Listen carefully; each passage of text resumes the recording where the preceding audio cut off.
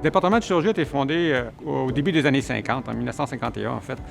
Et par la suite, a été officiellement reconnu au début des années 60. Il regroupe tous les hôpitaux francophones universitaires sur l'île de Montréal. Au cours des 70 années, on a formé certainement 50 à 100 professionnels chirurgiens par année. La force du département, c'est cette pratique clinique surspécialisée dans tous les domaines de la pratique chirurgicale. C'est ici que plusieurs techniques chirurgicales sont développées, ensuite partagées avec les collègues à l'extérieur, un peu partout. On enseigne nos spécialités, ces techniques-là, à des étudiants qui vont devenir des professionnels. En soulignant le 70e anniversaire du département, on veut d'abord reconnaître ce qui a été fait, on veut reconnaître les gens qui ont contribué et qui l'ont développé, le département, qui l'ont amené là où il est. C'est ça l'importance d'un département facultaire.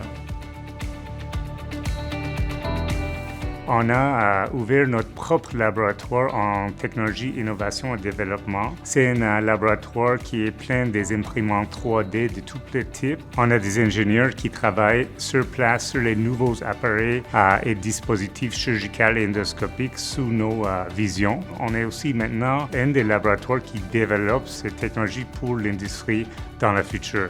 Il y a des innovations majeures, par exemple en neuroimagerie, en intelligence artificielle pour mieux améliorer les diagnostics ou les prises en charge, qui se font grâce à des collaborations entre des cliniciens et des experts d'autres domaines, entre autres le génie biomécanique, par exemple. Il y a des chercheurs qui cherchent à mieux diagnostiquer les maladies avec des découvertes au niveau de la génomique. Notre laboratoire est très chanceux d'avoir des liens et des partenariats avec des laboratoires à travers le monde, en académie, mais aussi avec l'industrie.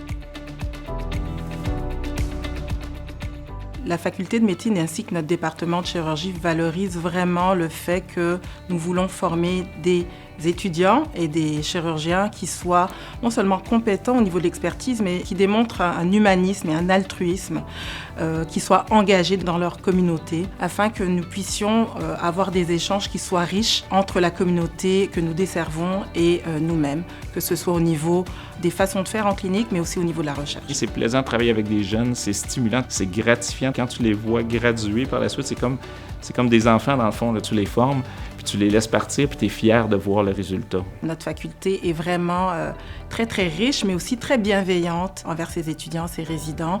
Nous souhaitons vraiment pousser les talents à leur plus haut niveau. Les professeurs sont autant évalués que les étudiants. Le professorat va chercher le feedback auprès des étudiants et auprès des patients aussi, de façon à améliorer et l'enseignement et les soins.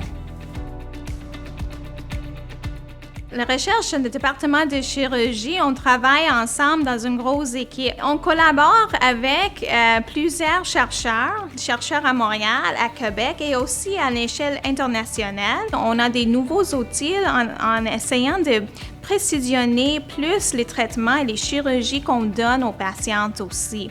Ensemble, on voudrait avoir une meilleure prévention, détection, diagnostic et traitement pour améliorer les soins pour les patients. Dans l'axe de recherche dans lequel je travaille, on a des interactions très, très proches avec des ingénieurs ou des biologistes moléculaires ou des gens qui sont en génétique. Fait qu'on est capable d'aller chercher plusieurs informations sur chacun de ces patients-là très rapidement. Ce que ça nous permet de faire aussi, c'est d'avoir accès à des technologies qui ne sont pas nécessairement disponibles facilement à d'autres endroits. On a été des précurseurs dans plusieurs domaines, dont en imagerie puis en chirurgie assistée par ordinateur. Fait que l'Université de Montréal a tout le temps été à la fine pointe de ces technologies-là. Toutes ces avancées scientifiques ont vraiment aidé à fournir les meilleurs soins pour les patientes au Québec. Nous, ce qui nous motive ou nous stimule beaucoup, c'est de pouvoir rapidement ramener l'innovation vers le patient pour pouvoir l'aider à être mieux traité.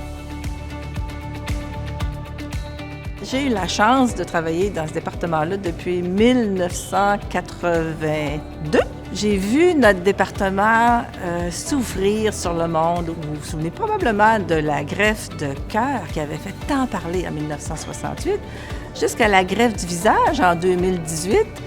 On voit passer toutes ces années. Il y a plein de nouveautés qui arrivent ici. Il y a beaucoup de créativité, beaucoup de rigueur scientifique. Nos équipes de chercheurs, de cliniciens sont sollicitées partout à travers le monde. Il y a beaucoup d'enthousiasme dans ce département-là, un peu comme les jeunes institutions.